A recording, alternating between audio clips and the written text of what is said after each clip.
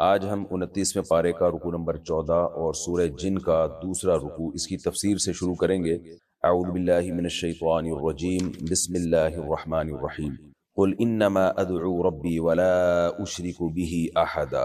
پچھلے رکوع میں جنات کا بیان تھا کہ انہوں نے کیسے اقرار کیا، ایمان لے کر آئے جب نبی صلی اللہ علیہ وسلم سے قرآن سنا، اور شرک سے توبہ کی انہوں نے، اور بتایا کہ کیسے شیاطین کی سرکشی بڑھتی ہے کیونکہ انسان ان کو پکارتے ہیں اپنی حاجات میں۔ تو جنات نے بتایا کہ ہم بھی اسی وجہ سے سرکش ہو گئے کہ انسانوں نے ہمیں خدا بنا لیا، معبود بنا لیا، اور مشکلات میں ہمیں پکارنا شروع کر دیا۔ پھر بیان تھا اس کا کہ مکہ والے اگر اللہ پہ ایمان لے آئیں تو اللہ خوب بارشیں برسائے گا، ان کو دنیا میں بھی ترقی ملے گی، آخرت میں بھی ترقی ملے گی۔ اور اللہ نے یہ بھی بتایا کہ سجدہ گاہیں یعنی سجدے صرف اللہ کے لیے، فلا تدعو مع اللہ احد، اللہ کے ساتھ کسی کو مت پکارو۔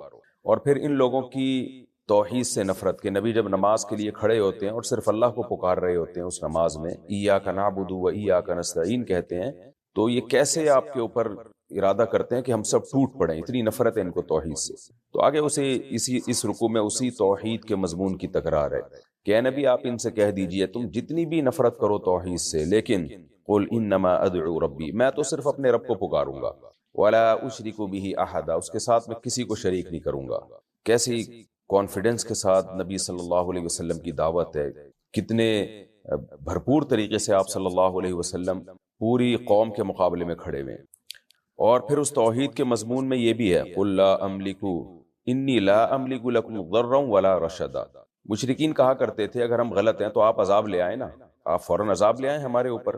تو اس کا جواب دیا جا رہا ہے کہ اے نبی ان سے کہہ دیجئے لا املک لکم ضرا ولا رشدا، میں تمہارے نفع اور نقصان کا مالک نہیں ہوں، میرا کام ہے پیغام پہنچانا، تو میں مالک نہیں ہوں، بلکہ میری جو پوزیشن ہے قل انی لن یجیرنی من اللہ احد، ہرگز مجھے اللہ کے عذاب سے کوئی بچا نہیں سکتا، یعنی اگر اللہ عذاب دینا چاہے، وَلَنْ أَجِدَ مِن دُونِهِ مُلْتَحَدًا، اور میں اللہ کے سوا کوئی پناہ گاہ بھی نہیں پاتا، یعنی اللہ کوئی تکلیف پہنچانا چاہے گا تو اس سے بچنے کے لیے بھی مجھے اللہ ہی سے رابطہ کرنا پڑے گا، تو میں جب اپنے آپ کو نہیں بچا سکتا۔ یہ ایک تعلیق بالمحال ہے، تعلیق بالمحال کہتے ہیں کہ ایسا ممکن نہیں ہے کہ اللہ اپنے حبیب صلی اللہ علیہ وسلم کو عذاب دے، ظاہر ہے اللہ نے آپ کو رحمت للعالمین بنا کے بھیجا، لیکن صرف یہ سمجھانے کے لیے کہ میری حیثیت کیا ہے، تمام طاقتیں اللہ کے ہاتھ میں، کہ اگر وہ مجھے تکلیف پہنچانا چاہے گا تو میں بھی نہیں بچا سکتا، تو میں تمہیں اپنی طرف نہیں بلا رہا، میں تمہیں اللہ کی طرف بلا رہا ہوں، اس کی طاقت، اس کی قوت کا اقرار کرو اور اس کے عذاب سے ڈرو۔ الا بلاغا من اللہ ورسالاتی، ہاں میرا کام ہے اللہ کا پیغام عمومی طور پر بھرپور طریقے سے پہنچا دینا، اور رسالاتی ہی کا مطلب مطلق پہنچا دینا، یعنی اس کا پیغام ڈیلیور کر دینا۔ تو یہ دونوں کام میرے ذمے ہیں، یعنی پیغام پہنچانا اور بلاغت، اس کو عام کر دینا۔ بلاغت کا تذکرہ پہلے کیا کیونکہ اصل مقصود رسالت سے بلاغت ہے، اور جو بنیادی ذمہ داری ہے اس کو بعد میں ذکر کیا۔ وَمَن يَعْصِ اللَّهَ وَرَسُولَهُ فَإِنَّ لَهُ نَارَ جَهَنَّمَ، اور میرا کام یہ بتا دینا ہے کہ جو اللہ اس کے رسول کی نافرمانی کرے گا، کیونکہ رسول کی نافرمانی در حقیقت اللہ ہی کی نافرمانی ہے، فَإِنَّ لَهُ نَارَ جَهَنَّمَ، اس کے لیے جہنم کی آگ ہے، خالدین فیہا ابدا، جس میں وہ ہمیشہ ہمیشہ رہے گا، حتی اذا رأوا ما یوعدون، یہاں اللہ کا کلام شروع ہو رہا ہے، یعنی پہلا تو یہ تھا کہ اے نبی آپ لوگوں کو یہ کہہ دیجیے، اب اللہ خود اس کو یعنی بلاغت ہے نا یہ کہ نبی کے کلام، نبی کو بتایا گیا کہ آپ یہ کلام کریں، پھر خود اللہ نے اپنا کلام بیچ میں، یعنی اللہ نے اپنی بات شروع کر دی، حتی اذا رأوا ما یوعدون، آج تو یہ اس عذاب کا انکار کر رہے ہیں اور نبی سے مطالبہ کر رہے ہیں کہ لے کر آئیں، اور جب نبی قیامت کے عذاب کی بات کرتے ہیں تو یہ کہتے تھے کہ ہمیں ہمارے جو بھگوان ہیں یا ہمارے جو بت ہیں وہ بچا لیں گے اللہ کے عذاب سے۔ تو فرمایا کہ اذا رأوا ما یوعدون، جس عذاب کا ان سے وعدہ کیا جاتا ہے، جب یہ لوگ اس عذاب کو دیکھیں گے، فَسَيَعْلَمُونَ، ان کو پتہ چل جائے گا، مَنْ أَضْعَفُ نَاصِرًا، کون تھا کمزور مدد کرنے والے کے اعتبار سے، یعنی کس کے مددگار کمزور تھے۔ یہ تو کہتے ہیں نا اے نبی آپ کے مددگار تو بہت کمزور ہیں، ابو بکر ایمان لائے، 2-4 اور اصحاب ایمان لائے، تو آپ کے مددگار کمزور ہیں، ہمارے مددگار طاقتور ہیں۔ تو اللہ کہتے ہیں جب یہ عذاب دیکھیں گے تو پتہ چل جائے گا کس کی مدد کرنے والے کمزور تھے، وَأَقَلُّ عَدَدًا، اور کون قلیل تھا عدد کے اعتبار سے، نفری کے اعتبار سے، افرادی قوت کے اعتبار سے، یعنی اللہ کا لشکر تو فرشتے ہیں نا، وہ تو بہت بڑا لشکر ہے اللہ کا، تو یہ اپنے چند رؤسائے قوم، جو چند رئیس ہیں، سردار ہیں، ان کو دیکھ کے فخر کرتے ہیں، تو عنقریب پتہ چل جائے گا۔ قل ان ادری اقریب ما توعدون، مشرکین کا ایک ہی سوال تھا، بھائی عذاب لاؤ، بھائی عذاب لاؤ، کب آئے گا، کب آئے گا، یہ بتا دو، تاریخ بتا دو۔ تو اے نبی ان سے کہہ دیجئے ان ادری، مجھے نہیں پتا، اقریب ما توعدون، جس عذاب کا تم سے وعدہ کیا جاتا ہے وہ قریب ہے، ام یجعل لہ ربی امدا، یا میرے رب نے اس کے لیے ایک مدت، طویل مدت مقرر کر دی۔ امدا مدت کو کہتے ہیں، لیکن یہاں طویل اس لیے کہ قریب کے مقابلے میں، اس لیے اس کا ترجمہ ہم طویل کریں گے کہ میرے رب نے اس کے لیے طویل مدت مقرر کی ہے یا فوراً آئے گا، مجھے معلوم نہیں، میرا کام پیغام پہنچانا ہے۔ مجھے کیوں معلوم نہیں ہے؟ اس لیے کہ عالم الغیب اللہ کی ذات ہے، ہر چیز کا علم اللہ کے پاس ہے، عالم الغیب، وہ غیب کا علم جانتا ہے۔ فلا یظہر علی غیبہ احدا، وہ اپنے غیب پر کسی کو مطلع نہیں کرتا، لہذا اس غیب پر اس نے مجھے اطلاع نہیں دی ہے کہ قیامت کس دن آئے گی۔ دیکھیں یہ بھی نبوت کی ایک زبردست دلیل ہے نا۔ آپ صلی اللہ علیہ وسلم اگر ان کو کوئی تاریخ بتا دیتے کہ بھائی 100 سال کے بعد قیامت آئے گی، تو مشرکین کہتے چلو 100 سال کا ٹائم تو انہوں نے دے دیا، 100 سال میں سب نے دنیا سے چلے جانا تھا، تو کون دیکھتا 100 سال کے بعد آ رہی ہے کہ نہیں آ رہی ہے؟ یعنی اصل مقصد تو ان مشرکین کو مطمئن کرنا تھا، لیکن نبی صلی اللہ علیہ وسلم نے اپنی پوزیشن کو واضح رکھا، بھائی نہیں پتا تو نہیں پتا، تو یہ بحث ہی چھوڑ دو ہم سے، کیونکہ اللہ غیب کا علم کسی کو نہیں بتاتا، الا یہ کہ جو چیزیں ضروری سمجھتا ہے وہ بتا دیتا ہے، تو اس نے حکمت کے خلاف سمجھا کہ وہ قیامت کی تاریخ اور ڈیٹ کسی کو بتائے، یہ علم اللہ کے پاس ہے۔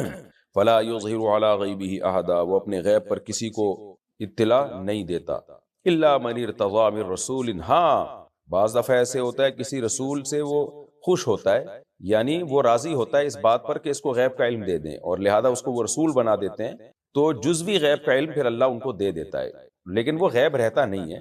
دیکھیں غیب کسے کہتے ہیں؟ غیب کا مطلب یہ ہوتا ہے کہ کسی چیز کے جاننے کے جو اسباب ہو سکتے ہیں، ان اسباب پر مطلع ہوئے بغیر آپ وہاں تک پہنچ جائیں۔ علم انسان کو حواس سے حاصل ہوتا ہے، ہمیں دیکھ کے چیزوں کا پتہ چلتا ہے، سن کے چیزوں کا پتہ چلتا ہے، سوچ کے پتہ چلتا ہے، چھو کے پتہ چلتا ہے، کسی کے خبر دینے سے پتہ چلتا ہے، محسوس کرنے سے پتہ چلتا ہے۔ سارے حواس جہاں فیل ہو جائیں تو پھر ہمیں کچھ نہیں پتہ چلتا، مجھے نہیں پتا دیوار کے پیچھے کیا ہے، نہ میں نے دیکھا، نہ مجھے کسی نے بتایا، نہ کوئی ایسے انسٹرومنٹ ہیں جو دیکھ کے بتا رہے ہیں، تو یہ ہے غیب کا علم، یہ صرف اللہ ہی کے پاس ہے۔ اللہ جاننے کے لیے کسی سبب کا محتاج نہیں ہے، وہ ہمیشہ سے ہر چیز کو پہلے سے جانتا ہے۔ ہاں اللہ عالم الغیب اگر کسی کو بتا دے تو ہم یہ کہیں گے کہ اللہ نے غیب کی فلاں بات فلاں کو بتا دی ہے، تو جب تک بتائی تھی اس سے پہلے پہلے وہ غیب کی تھی، لیکن جب بتا دی تو جس کو بتائی ہے اس کے لیے وہ غیب نہیں رہی، کیونکہ وہ تو بتانے سے علم حاصل ہوا۔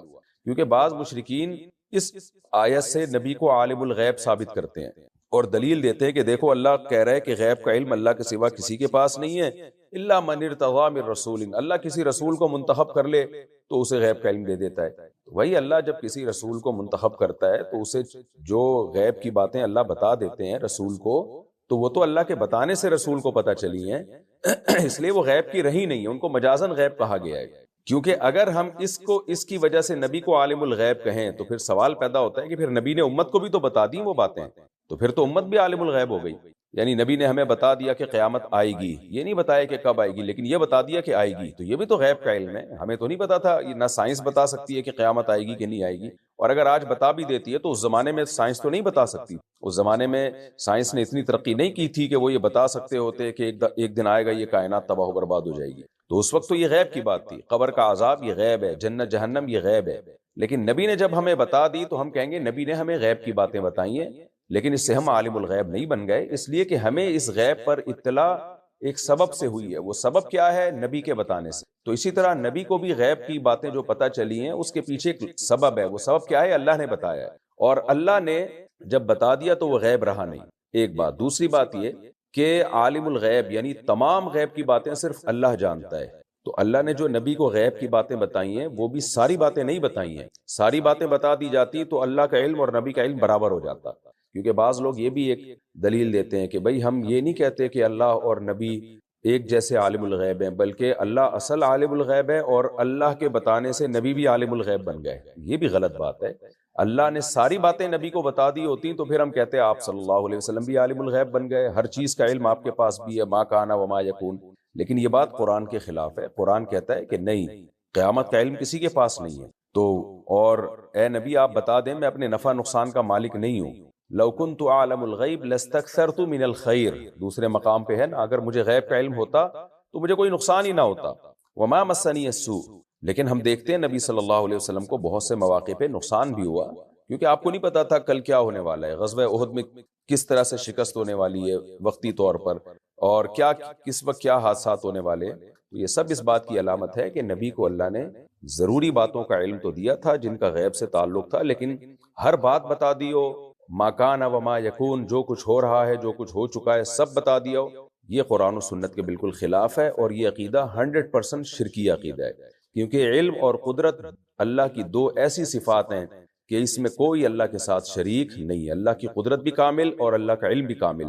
اس کمال میں کوئی مخلوق، چاہے وہ پیغمبر ہوں، جنات ہوں، فرشتے ہوں، کوئی بھی اللہ کے ساتھ شریک نہیں ہے. فرمایا فلا الا من ارتضى من رسول، ہاں اللہ جس رسول کو منتخب کرے فإنه يسلك من بين يديه، تو اسے کچھ غیب، مطلب اسے کچھ غیب کی باتیں اللہ بتا دیتا ہے، لیکن وہ غیب بتاتے ہیں وحی کے ذریعے، تو اس وحی کی پھر حفاظت ہوتی ہے تاکہ کوئی شیطان اس میں دخل اندازی نہ کرے، اس وحی کو چینج کرنے کی کوشش نہ کرے. دیکھیں وحی دل پہ نازل ہوتی تھی نا، تو دل پہ شیاطین کے اثرات ہوتے ہیں، وسوسے ہوتے ہیں، تو اس لیے اللہ نے پہرے بٹھا دیے ہیں فرشتوں کے کہ جو فرشتے وحی لے کر آ رہے ہیں وہ دیگر فرشتوں کے پہروں میں آئیں، اور کسی شیطان کو، جن کو اس میں گھسنے کا موقع نہ دیا جائے.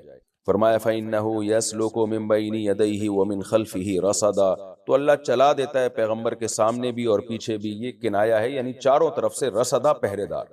پہرے دار یسلکو کا معنی داخل کرنا بھی ہوتا ہے، پہرے دار داخل کر دیتا ہے. کیوں داخل کر دیتا ہے؟ لِيَعْلَمَ أَنْ قَدْ أَبْلَغُوا رِسَالَاتِ رَبِّهِمْ، تاکہ اللہ جان لے کہ ان فرشتوں نے اپنے رب کے پیغامات کو صاف طور پہ پہنچا دیا ہے، یعنی جنات کے شر سے اور وسوسوں سے بچا کے. تو اس کے لیے اللہ نے ظاہری انتظام کیا، ورنہ اللہ کسی انتظام کا پابند نہیں ہے. لیکن اللہ کا علم بھی کامل ہے، تو ظاہری طور پر اللہ جان لے، حقیقت میں تو پہلے سے جانتا ہی ہے. ظاہری طور پر بھی، جس کی حکمت یہ ہے کہ پورا پراپر انتظام ہو. لیکن دنیا دار الاسباب ہے. قرآن میں ہے نا کہ ہم تمہاری مدد کریں گے بدر میں فرشتے نازل کر کے، تو اللہ نے خود ہی جواب دے دیا کہ اللہ فرشتوں کا محتاج نہیں ہے، وہ چاہے تو ویسے ہی مدد کر لے. لیکن دنیا دار الاسباب ہے، تو اس لیے دنیا میں ہر چیز کے اللہ تعالیٰ اسباب اختیار کرتے ہیں. تو وحی کو شیطان کے اثرات سے بچانے کے لیے اللہ نے فرشتوں کے ایک جھرمٹ میں نازل کرتے ہیں وحی. حدیث سے ثابت ہے کہ آپ صلی اللہ علیہ وسلم کی وحی کی حفاظت کے لیے 4 فرشتے متعین تھے.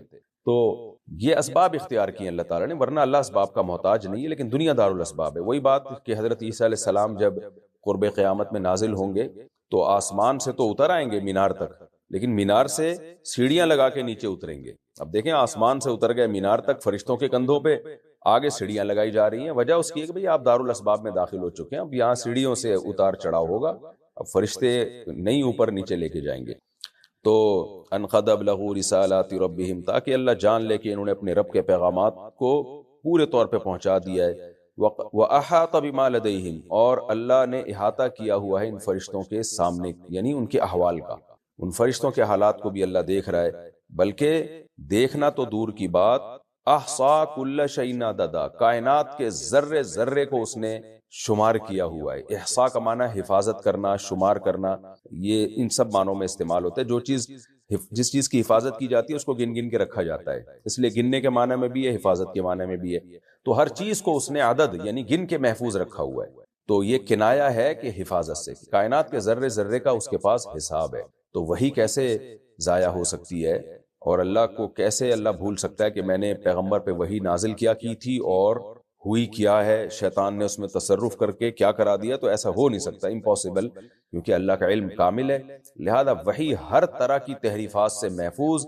آسمان سے اللہ کا پیغام سید الانبیاء کے جو قلب مبارک پہ نازل ہوتا ہے وہ وہی نازل ہوتا ہے جو اللہ نے نازل کیا، اور آپ کی زبان اقدس سے وہی کلام صادر ہوتا ہے جو اللہ چاہتا ہے. تو اب عقل بندی کی بات یہ ہے کہ اس کلام کو فالو کر لیا جائے. یہ کلام بھی تو اللہ کی ذات سے نکل رہا ہے نا، جو میں آپ کے سامنے تلاوت کر رہا ہوں، جو اللہ کی ذات سے نکلا تھا اور پیغمبر صلی اللہ علیہ وسلم کی قلب مبارک پہ نازل ہوا. تو یہ ٹوٹلی اللہ کا کلام ہے، اس میں کسی قسم کی کوئی تحریف نہیں ہے، نہ جنات کی طرف سے نہ انسانوں کی طرف سے. سورہ جن بھی الحمدللہ ہماری مکمل ہو گئی، اور اس سورت کا حاصل عقیدہ توحید ہے، کیونکہ ابتدائے اسلام میں یہ نازل ہوئی ہے. اور اس میں بتا دیا گیا کہ جو اللہ اس کے رسول کی نافرمانی کرے گا اس کے لیے جہنم کی آگ ہے، کیونکہ رسول کی نافرمانی اصل میں میسنجر آف گاڈ، اللہ کی نافرمانی. اب ہم اگلی سورت کی طرف چلتے ہیں، سورہ مزمل، یعنی 29ویں پارے کا رکوع نمبر 13 اور سورہ مزمل کا پہلا رکوع. حسب معمول اس کا مختصر لفظی ترجمہ مختصر گرامر کے ساتھ، پھر انشاءاللہ اس کی تفسیر ہوگی۔ اعوذ باللہ من الشیطان الرجیم، بسم اللہ الرحمن الرحیم۔ یا ایھا المزمل، اے چادر لپیٹنے والے۔ تزمل کہتے ہیں لباس لپیٹنا، چادر لپیٹنا۔ تو نبی صلی اللہ علیہ وسلم جب غمزدہ ہوتے، آج بھی عرف ہے جب کوئی شخص غمزدہ ہوتا ہے تو چادر لپیٹ کے بیٹھ جاتا ہے، تو آپ صلی اللہ علیہ وسلم چادر اوڑھ کے بیٹھے ہوئے یا لیٹے ہوئے تھے، تو اللہ نے آپ کو حکم دیا۔ تفسیر میں انشاءاللہ اس کی ڈیٹیل آئے گی۔ قم اللیل، آپ رات کو کھڑے ہو جائیے۔ قم، کھڑے ہو جائیے۔ جب اللیل میں لام ساکن تھا تو میم کو کسرہ دے دیا۔ قم اللیل، آپ رات کو کھڑے ہو جائیں۔ الا قلیلا، مگر کچھ حصہ، تو کچھ حصہ آپ نہ کھڑے ہوں، اس میں آرام کریں آپ، یعنی تہجد مراد ہے۔ وہ کچھ حصہ کتنا ہے جس میں آپ کھڑے ہوں؟ نصفہ، رات کا آدھا، نصف آدھے کو کہتے ہیں، یعنی اس رات کا آدھا حصہ آپ تہجد پڑھیں۔ او انقص، اصل میں تھا او انقص، نقص ینقص، نقص کرنا، کمی کرنا۔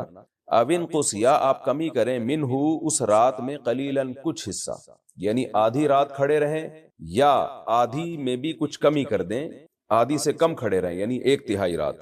او زد علیہ، یا اضافہ کر دیں اس آدھی پہ بھی، زیادہ یزیدو کا معنی اضافہ کرنا۔ او زد علیہ، او کا مطلب یا، زد علیہ، اس آدھی پر بھی اضافہ کر دیں آپ، یعنی دو تہائی۔ یہ کیوں میں دو تہائی سے ترجمہ کر رہا ہوں اور ایک تہائی سے؟ کیونکہ اگلے رکوع میں اس کی تفصیل اللہ نے بتائی ہے کہ ایک تہائی رات یا دو تہائی رات، تو اس سے پتہ چلتا ہے کہ قرآن رات کو ایک تہائی، آدھی اور دو تہائی میں ڈیوائیڈ کر رہے ہیں، 33%، 50% اور 66%۔ او زد علیہ، یا آپ اس آدھی پر اضافہ کر دیں، یعنی دو تہائی رات کھڑے ہوں۔ ورتل القرآن ترتیلا، اور قرآن کو پڑھیں ترتیل کے ساتھ۔ ترتیل کہتے ہیں کہ اس طرح سے پڑھنا کہ ایک ایک لفظ صاف ہو، بالکل واضح سمجھ میں آ رہا ہو۔ دیکھیں ترتیل کا مطلب ٹھہر ٹھہر کے پڑھنا نہیں ہوتا، یہ جو ترجمہ کر دیا جاتا ہے ٹھہر ٹھہر کے پڑھیں، یہ ترجمہ بالحاصل ہے، یعنی باللازم ہے۔ لازم کا مطلب یہ کہ جب کوئی بھی لفظ کو بہت صاف صاف پڑھا جائے تو ٹھہر ٹھہر کے پڑھا جائے گا نا، تو صاف پتہ چلے گا، لیکن اس کا اصل مقصد ٹھہر ٹھہر کے پڑھنا نہیں ہے۔ اگر کوئی روانی سے قرآن پڑھ رہا ہے لیکن الفاظ سمجھ میں آ رہے ہیں اور ایک ایک حرف نکھر کے سامنے آ رہا ہے، تو روانی سے پڑھنا بھی ترتیل ہی کہلائے گا۔ وَرَتِّلِ الْقُرْآنَ تَرْتِيلًا، اور قرآن کو پڑھیں صاف صاف۔ اِنَّا سَنُلْقِي عَلَيْكَ، بے شک ہم ان قریب ڈالنے والے ہیں آپ پر، القا یلقی، القاء کا معنی ڈالنا، قولاً ثقیلا، ایک بوجھل کلام، ثقیل ثقل سے نکلا ہے، بھاری کلام ہم آپ پر نازل کرنے والے ہیں۔ اِنَّ نَاشِئَةَ اللَّيْلِ، بے شک رات کا اٹھنا، ناشئہ، نشأ ینشأ، پروان چڑھنا کسی چیز کا، نشو نما اردو میں یہ لفظ استعمال ہوتا ہے۔ انشاء، پیدا کرنا، تو ناشئہ کا معنی بھی ایک چیز کا ظہور۔ تو ہم سو رہے ہوتے ہیں نا گہری نیند، تو ایک نیا کام ہوتا ہے، ہم اٹھ جاتے ہیں، تو اس لیے رات کے اٹھنے کو، جاگنے کو اللہ نے ناشئہ سے تعبیر کیا ہے۔ ان ناشئۃ اللیل، بے شک رات کا اٹھنا، ہی اشد وطئا، یہ بہت سخت ہے روندنے کے اعتبار سے۔ وطء کہتے ہیں روندنا، یعنی جب ہم کسی چیز کو اپنے پاؤں سے روند دیتے ہیں تو اس کو وطء کہتے ہیں عربی میں۔ تو اشد کا معنی بہت زیادہ سخت ہے، یعنی یہ اس میں تفضیل ہے، زیادہ سخت ہے۔ وطئن، روندنے کے اعتبار سے، یہاں روندنے سے کیا مراد ہے؟ اپنے دل کا روندنا، اپنی خواہشات کا روندنا، یعنی کچلنا۔ کیا مطلب؟ رات کو جب ہم اٹھتے ہیں نماز کے لیے نیند قربان کر کے، تو اس سے نفس کو بہت تکلیف ہوتی ہے، ہمارے دل کو بہت تکلیف ہوتی ہے، تو ہم اپنی دل کی خواہش کو کچل دیتے ہیں۔ تو یعنی یہ زیادہ سخت ہے اپنی خواہشات کو کچلنے کے لحاظ سے، یعنی اس میں خواہشات کو بہت زیادہ کچل دیتے ہیں۔ دل نہیں چاہتا نا انسان کا گہری نیند ہوتی ہے، تو اللہ چاہتا ہے کہ اللہ کے حبیب صلی اللہ علیہ وسلم مجاہدہ کریں، اپنی خواہش کو قربان کریں۔ نیند چونکہ ایک فطری چیز ہے نا، ہر شخص کو گہری نیند سے بڑی محبت ہوتی ہے، تو اللہ کہتے ہیں رات کو تہجد پڑھنا، یہ اس لیے اس کا آسان ترجمہ ہوگا یہ رات کا اٹھنا، یہ نفس پہ بہت گراں گزرتا ہے، تو نفس کو آپ اس میں کچل کے رکھ دیتے ہیں۔ وَأَقْوَمُ قِيلًا، قیل سے قول کو قیل بھی پڑھا جاتا ہے۔ وَأَقْوَمُ، اور زیادہ سیدھا ہے کلام کے اعتبار سے۔ کیا مطلب؟ اس وقت میں آپ کا کلام بالکل ٹھیک ٹھیک ہوتا ہے، تو کلام ٹھیک ٹھیک کا مطلب تفسیر میں انشاءاللہ میں اس کی ڈیٹیل بتاؤں گا۔ ان لک فی النہار، بے شک آپ کے لیے دن میں، سبحا طویلا، بہت طویل مصروفیات ہیں۔ سبح اصل میں تیراکی کو کہتے ہیں، چلنے کو کہتے ہیں، تو جب انسان مشغول ہوتا ہے تو چل پھر رہا ہوتا ہے نا، وہ اس کام میں جا رہا ہے، اس کام میں جا رہا ہے، پھر وہ کام کر رہا ہے، تو مطلق مشغولیت کو بھی سبح کہا جاتا ہے، مبالغتاً اس کو سبح سے یعنی تیرنے سے تعبیر کیا ہے کہ بہت زیادہ مشغولیت، تو اس لیے اس کا سب نے ترجمہ مشغولیت سے کیا ہے۔ ان لک فی النہار سبحا طویلا، آپ کے لیے دن میں بہت زیادہ مشغولیت ہے، واذکر اسم ربک، اور آپ اپنے رب کا نام لیجئے، وتبتل الیہ تبتیلا، تبتل کہتے ہیں سب سے کٹ جانا، بطول اسی سے نکلا ہے نا، بطول سیدہ فاطمہ کا لقب ہے، یعنی مخلوق سے کٹ کے اللہ کی طرف مائل ہونے والی، تو تبتل، تبتل، اچھا تبتل نکاح سے اجتناب کو بھی کہا جاتا ہے، کیونکہ نکاح ہوگا تو بیوی بچوں کے خرچے اور ذمہ داریاں، تو تبتل شادی بیاہ کی ذمہ داریوں سے کٹ کے اللہ کی طرف مائل ہو جانا، اس کو بھی تبتل کہا جاتا ہے۔ یہاں تبتل سے کیا مراد ہے تفسیر میں بتاؤں گا۔ وَتَبَتَّلْ إِلَيْهِ، اور اے نبی آپ اللہ کی طرف کٹ کے یعنی مخلوق سے کٹ کے مشغول ہو جائیے، تبتیلا خوب اچھی طرح سے مشغول ہو جانا، یعنی خوب اچھی طرح سے مخلوق سے کٹ جائیں اور مکمل اللہ کی طرف توجہ کر لیں۔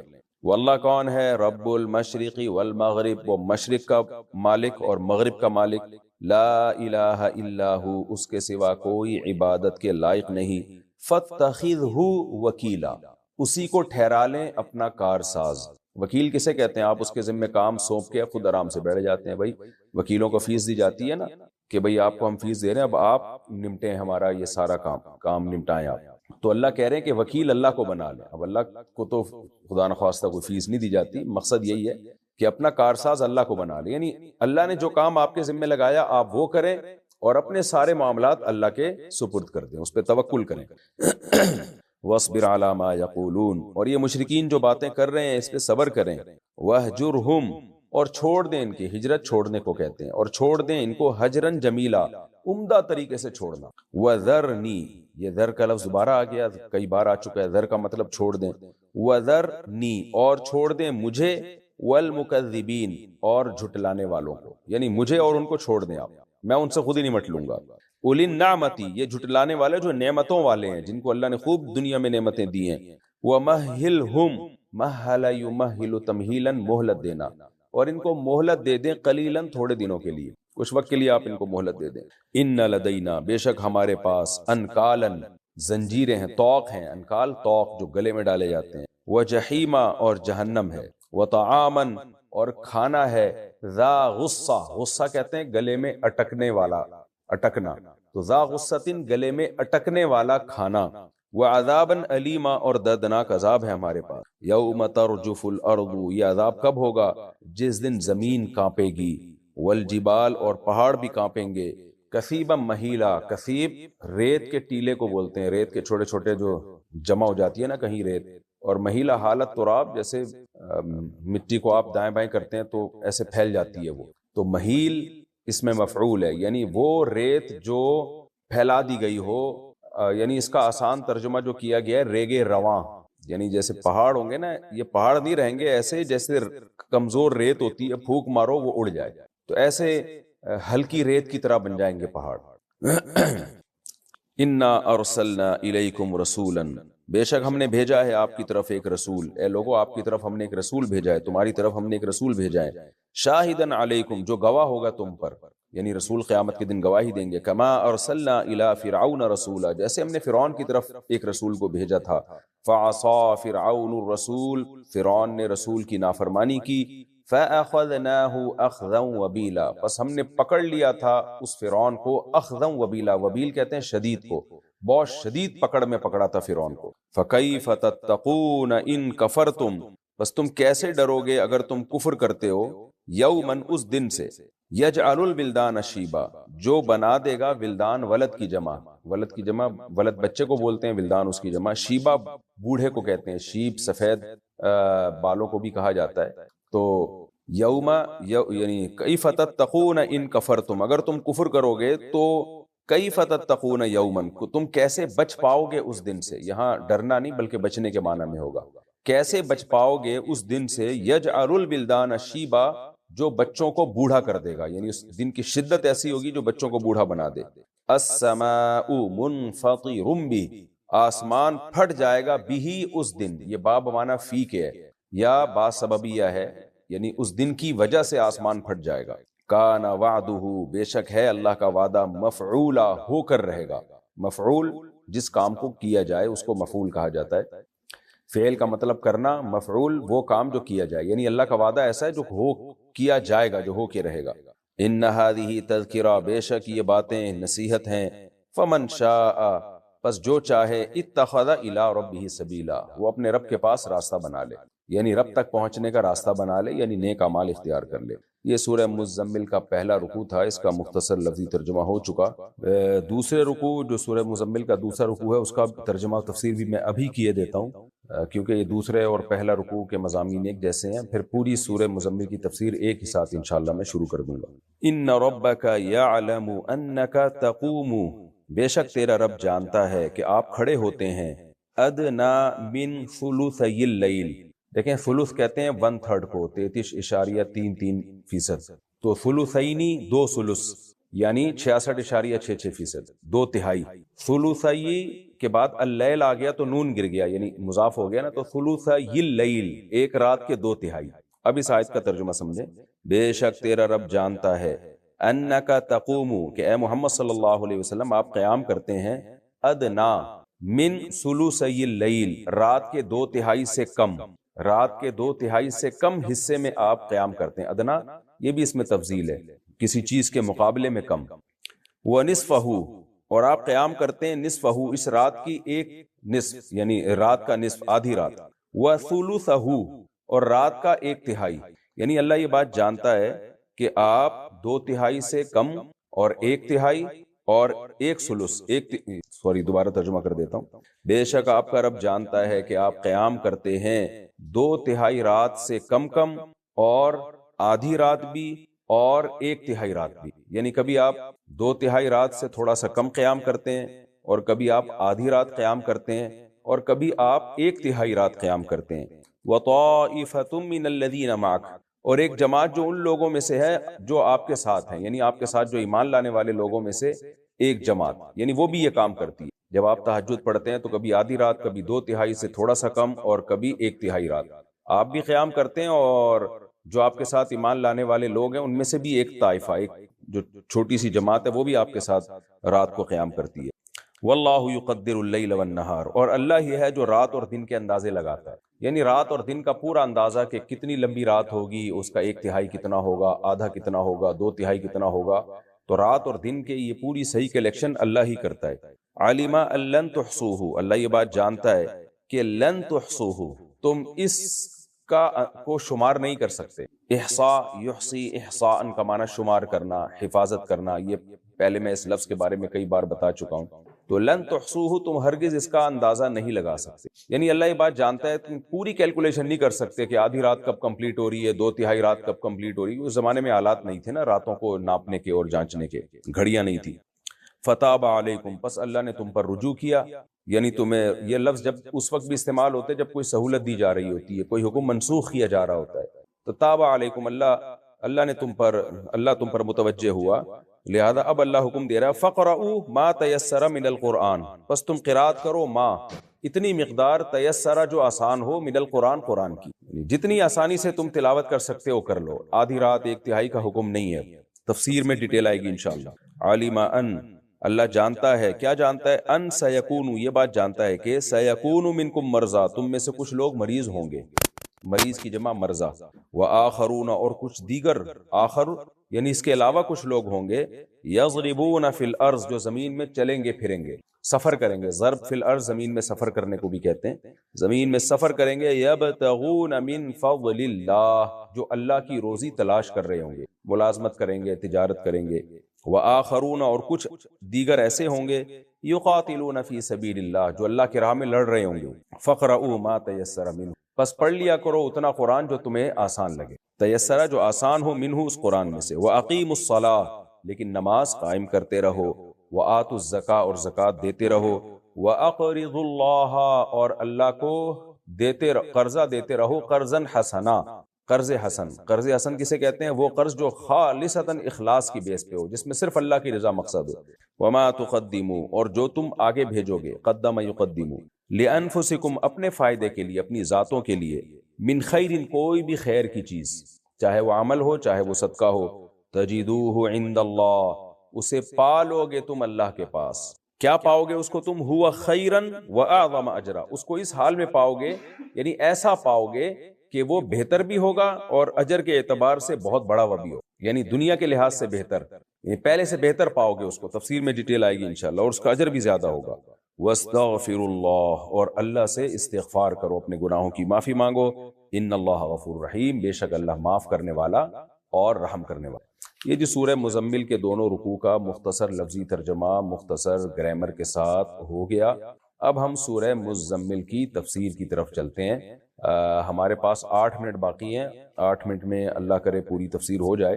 سورہ مزمل بالکل ابتدائے اسلام میں نازل ہونے والی صورتوں میں سے ہے۔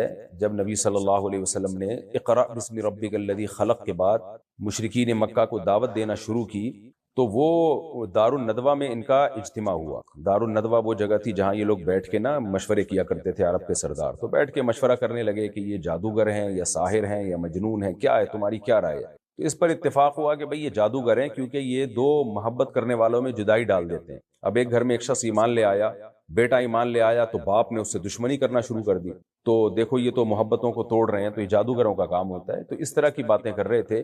نبی صلی اللہ علیہ وسلم بہت غمزدہ ہوئے اور آپ چادر اوڑھ کے لیٹ گئے۔ تو یا ایھا المدثر اور یا ایھا المزمل، یہ دونوں صورتیں اسی موقع پہ نازل ہوئی۔ تو اس میں اللہ نے اپنے نبی صلی اللہ علیہ وسلم سے فرمایا یا ایھا المزمل، اے چادر اوڑھنے والے، قم اللیل، اٹھ اور رات کی نماز پڑھ۔ کیا مطلب؟ کہ غم کا علاج ہے اللہ سے لو لگانے میں، اللہ سے تعلق بنانے میں۔ نماز ہے نا جو صبر دلاتی ہے، وَاسْتَعِينُوا بِالصَّبْرِ وَالصَّلَاةِ، نماز اور صبر کے ذریعے اللہ سے مدد طلب کرو۔ تو اس میں تہجد کا نبی صلی اللہ علیہ وسلم کو حکم دیا جا رہا ہے کہ آپ تہجد پڑھیں تاکہ یہ غم آپ کے لیے ہلکا ہو جائے۔ اچھا، جب عرب میں عادت تھی اور اب بھی ایسا ہے کہ آپ کو جب بلایا جائے تو اگر آپ میں کوئی خاص صفت پائی جاتی ہے تو اس صفت کی طرف آپ کی نسبت کر کے بلانے کو محبت سمجھا جاتا تھا۔